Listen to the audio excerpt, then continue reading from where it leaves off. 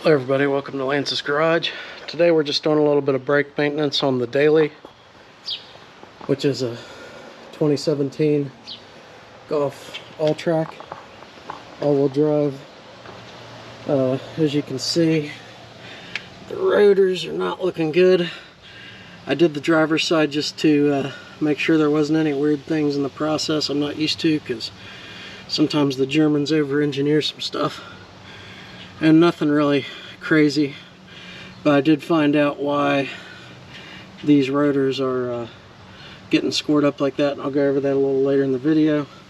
Also going to do a quick tire rotation here. Since it's all-wheel drive, it's front to back, back to front, same side.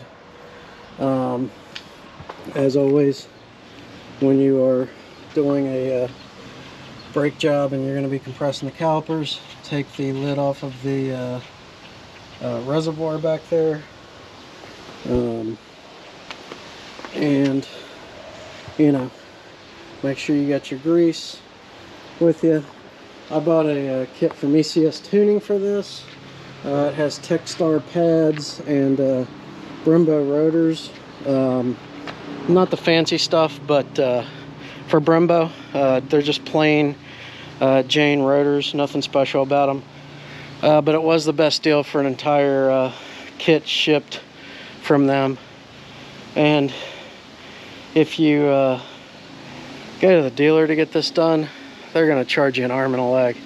And it's really not that hard. I've never and would never pay for a brake job from a shop, just because, I mean, they're so easy. Unless they start overcomplicating the brakes on these things, just do it yourself and save some cash. So let's get started. So the parts you're going to need for this are a 21 millimeter socket for the caliper bolts, a T30 Torx to take off the stock rotor, a 17 millimeter for your wheels, wheel lugs, probably a screwdriver depending on your Phillips, depending on your kit, for the rotor retaining screw to hold it back together, a metal motivation device of some form to get the old stuff off, caliper compressor. I just use a C-clamp. This one just barely fit. It's a 6-inch clamp, and this just barely gets it done. So if you got a little bigger one, I'd go with a slightly bigger one than a 6-inch.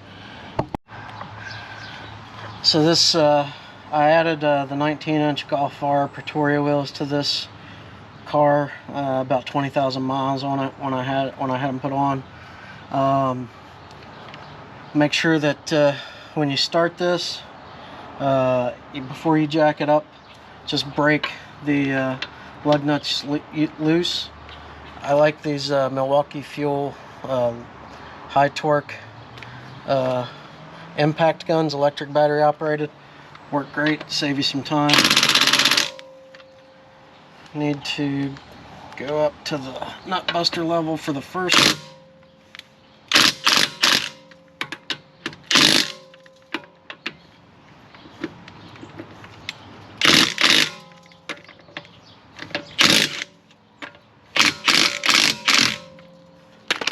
Okay, now that they're just broke, go ahead and lift this guy up. You don't want to break them while they're on.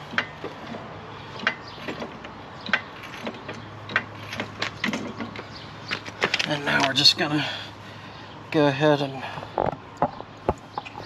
remove it fully here.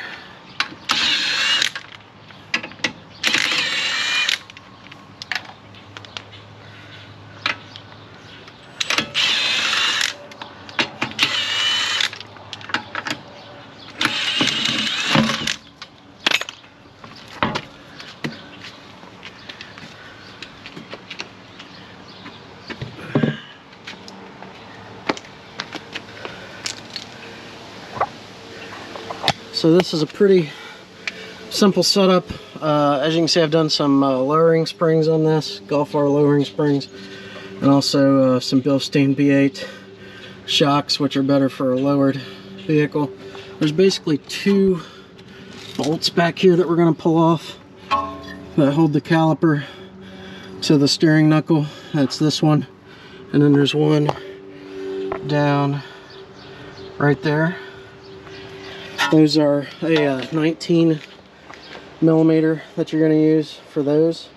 I'm going to try and just do it this time with the with a Milwaukee half-inch electric ratchet to break them. I used a breaker bar on the driver's side. Not sure if I'm going to have to do that for this side, but let's try it with the Milwaukee first. Okay, just tried it with the Milwaukee. It's not enough torque to break these, so we'll start off with putting on a breaker bar, long breaker bar, and just like I did on the driver's side, and go from there. So they didn't give you a lot of room to work down here, unfortunately, but and these things are torqued on pretty good.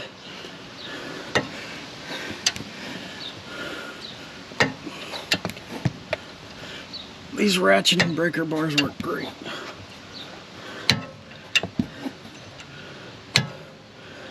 Alright, now it's the bottom one's broken.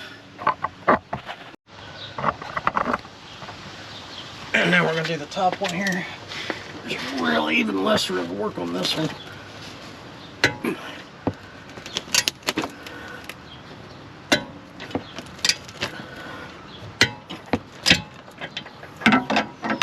That's hopefully enough.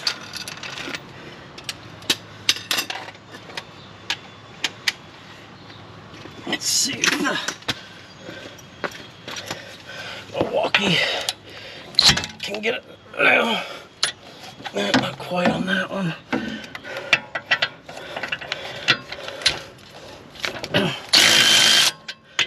Okay, so I got the bottom one. I need to do the top one, just a few more clicks.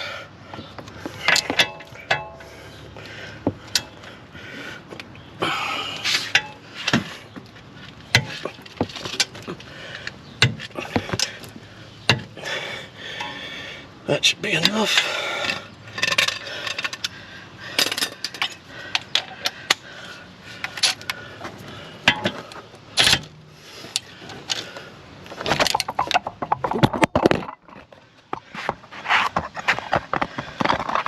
Good thing GoPros are sturdy. We're not going to pull these fully off yet, because still need to do some other stuff. So this is where that T30 Torx bit comes into play. It holds on the rotor with a Torx bit. I don't know why the manufacturers have gone to these, and it scares the hell out of me, because I've had a lot stripped, but luckily they didn't put these on with an impact gun at the factory, so that's good. So you just want to loosen this. So the next thing we're going to do is now remove the caliper itself. We're going to set it right here, and then we'll pull the rotor off.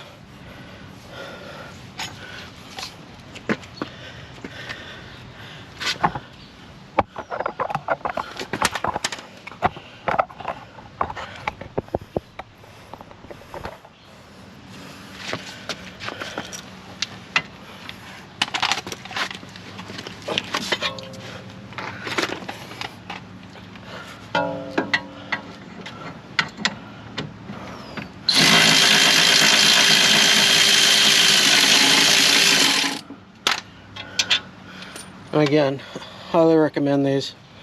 Saves you so much time and frustration over having to be in here with a ratchet. Make sure you're holding this guy, even though it should be on here pretty good. Let's just take a look. Yep, made our motivator here.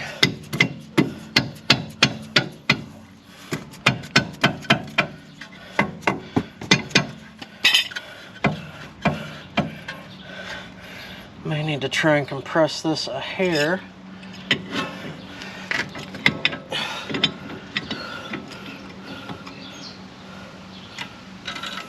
Just to get a little bit more play.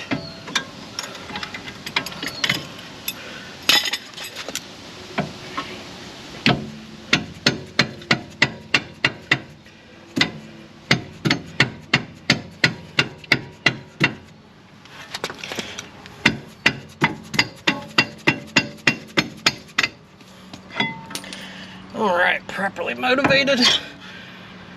Up out of the way. Now just take off your caliper retaining screw here, or your, not caliper, your rotor retaining screw there. Lift this back up.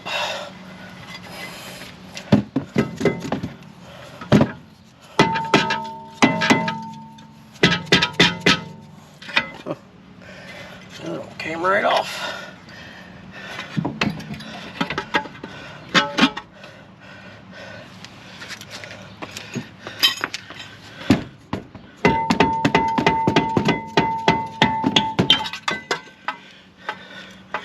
The other one came right off. This one required some motivation, and this rotor is not in as bad a shape as the other one, but as you can see, still has a lot of grooves, and the pads aren't worn down. So I'm going to go into why that is here in a bit.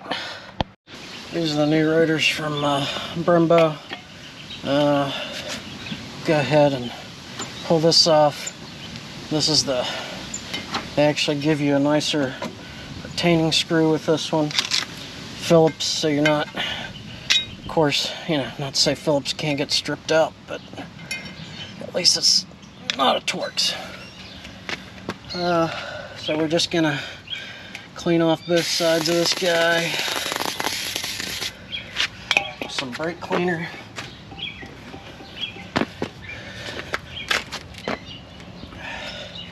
Get all the contaminants off of the surface that the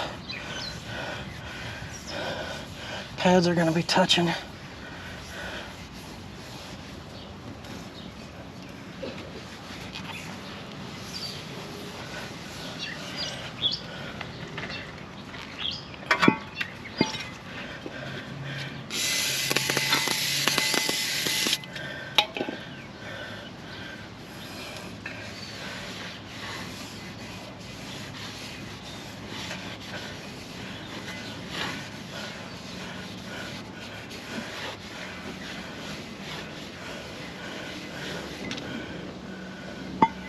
Make sure that your hands are clean when you're doing this.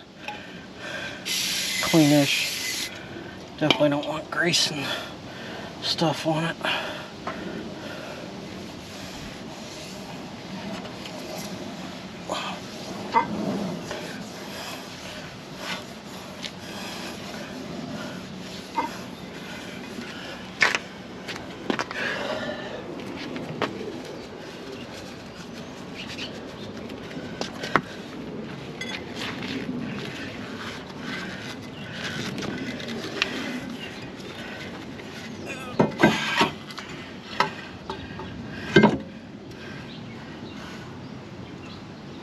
Just line your hole up there.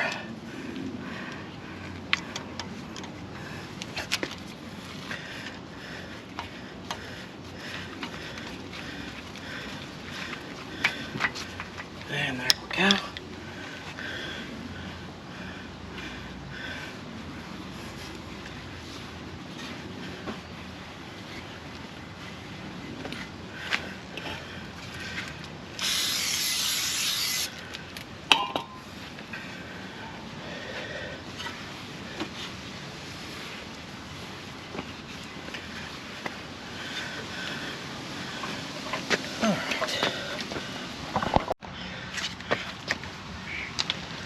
Alright, so now we're just getting to the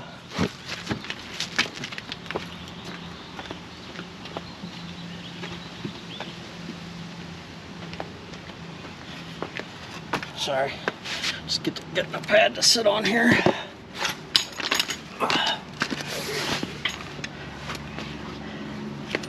Okay, so pads in these are pretty simple.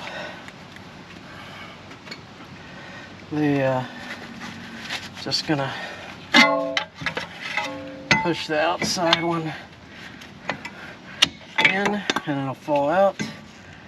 Oh, these are actually pretty low compared to the barely any left. They warned me at the dealer. We're gonna leave this other one in for a minute here, and it's so that we can, I'm gonna use it to actually compress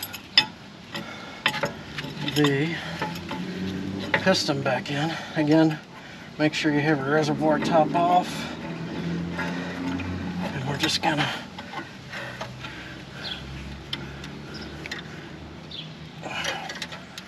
push this back in here.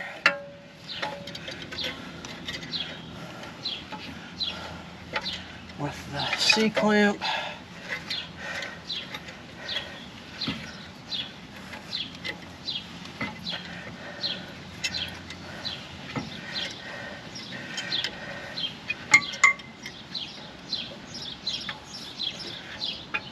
And that's about as far as it'll go in.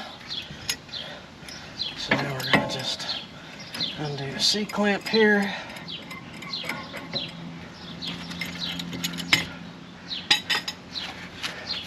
That guy's actually falling out the back now.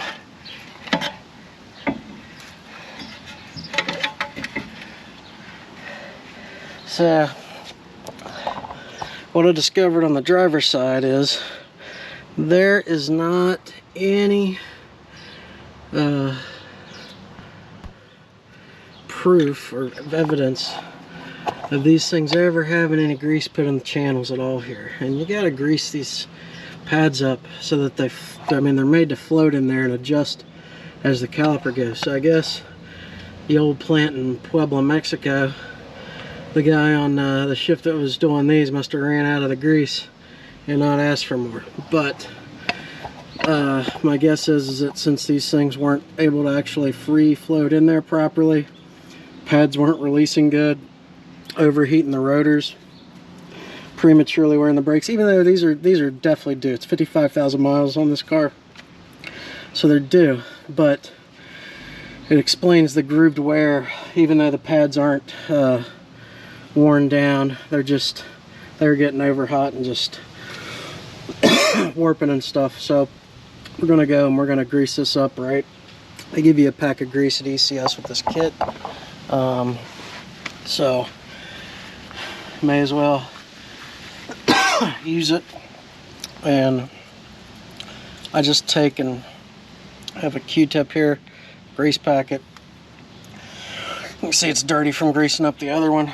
I don't really clean off the calipers themselves really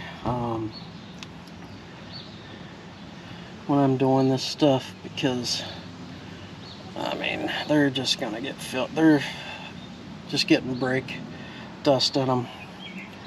And so basically all I'm doing is in these grooved channels here, I'm just getting those all real good with grease, getting a good coating over the entire thing here, because these calipers just move and float in these channels.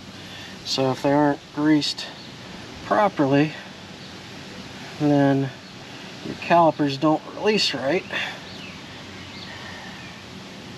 and you get the problem like what we had actually on the car here. And also be careful not to get your grease on the rotors. You don't want to contaminate them.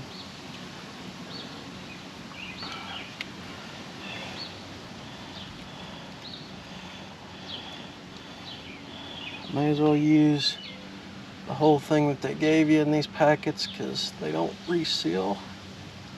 So get it nice and all in there good.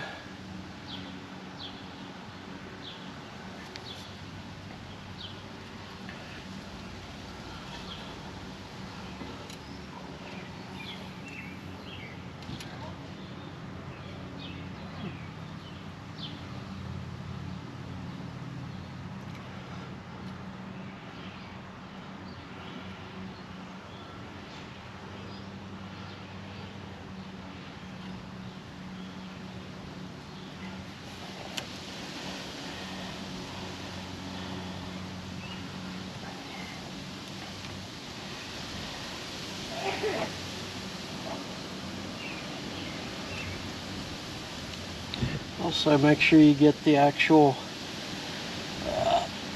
just put some grease around the piston so that you get some grease in between the caliper and the piston. That also helps reduce with your squeaking and stuff.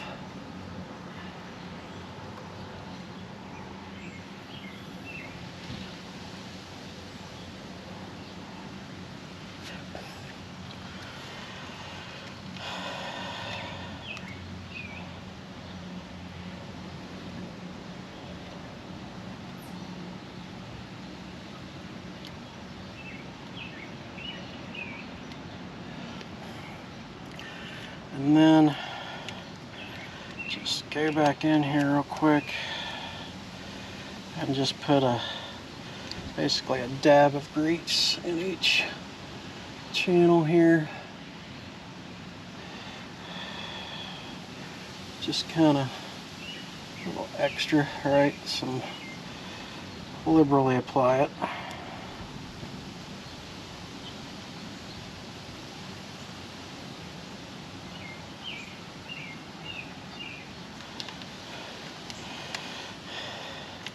Again, that's a one-time use packet. May as well use it what they gave you.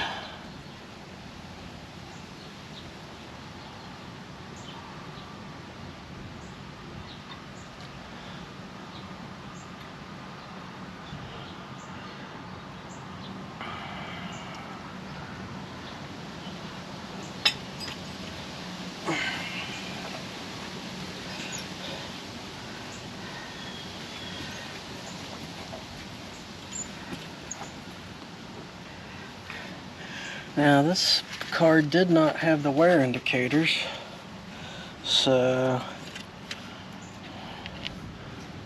interesting. That would be why the wear indicators never came on.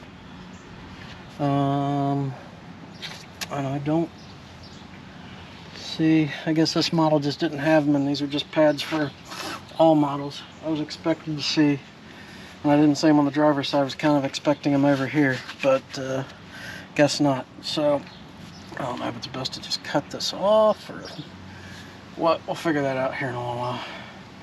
But we are going to just put wear indicator thing through here.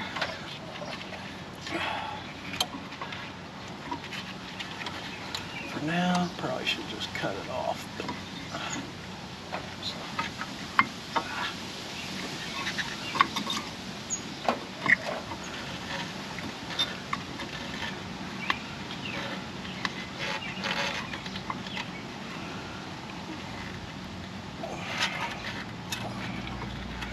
so these just kind of angle and then go in like that. And I got grease on me here, so let's just kind of push it back. Oh. Huh. That's interesting.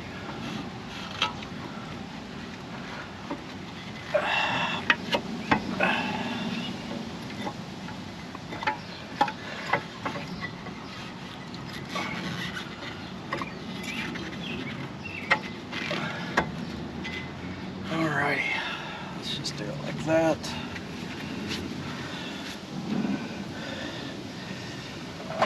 Let's bring the other one. Just get that one in there enough to.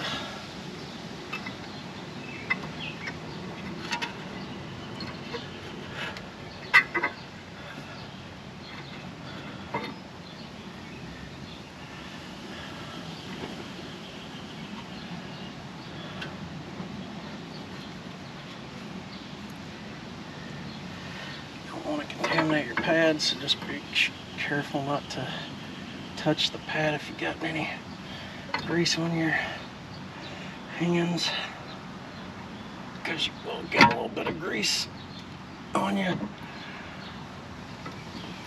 Okay, get that over. Okay, so now Okay, so the torque specs for these are 147.5 for the caliper bolt, or the caliper bolts. So we're just gonna slide this on here. I went ahead and cut off that sensor because I don't have a wear pad sensor on this model. They just put the stuff with both. So I'm just gonna get the thread started here with by hand.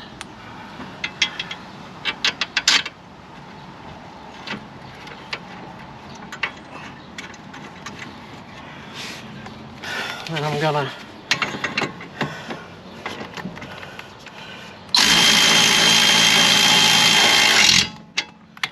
use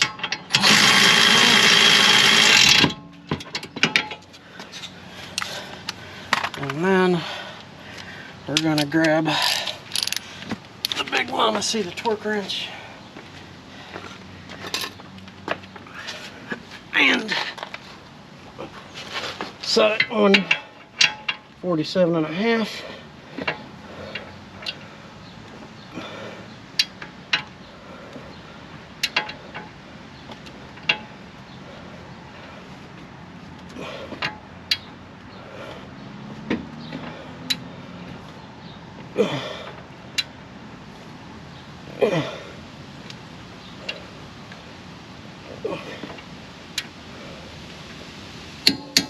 There we go.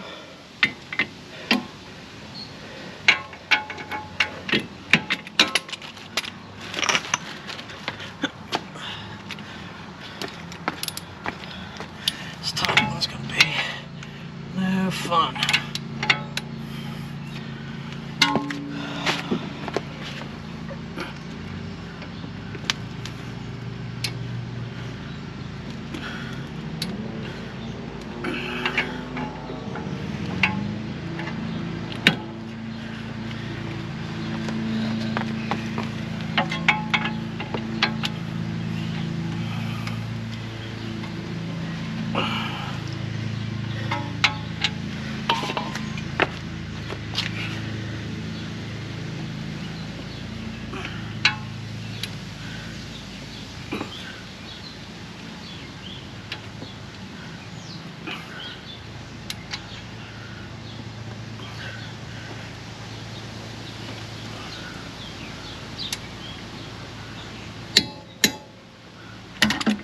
Alright, now all there is to it now is put on the wheel.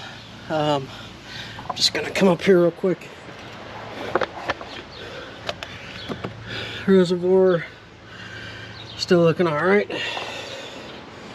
Actually probably a little low, but we were just going to put the wheel on now. I'm actually going to lift up both, rotate that back tire to the front, that one to the back, and then I'm just going to go back over to the driver's side and torque that down. I didn't torque it down when I did that side, but got the torque spec. That'll be easy to get it from the front.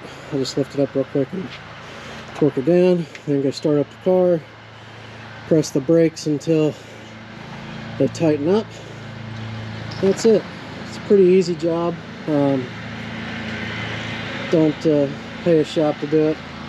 The parts for this were about 220 bucks for this kit. Had the rotors, new pads, new caliper bolts. Came with another set of 4 bolts. I don't know what they're for, but I'll use them and throw them into the EO bolt pile. That's it. Pretty easy.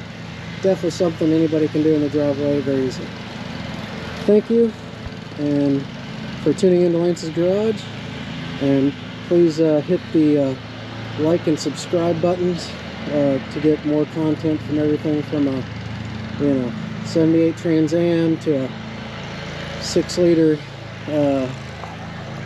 rebuild to working on this girl at someday that the 6-liter is going to go into. Again, thank you for joining us today at Lance's Garage. Have a good day.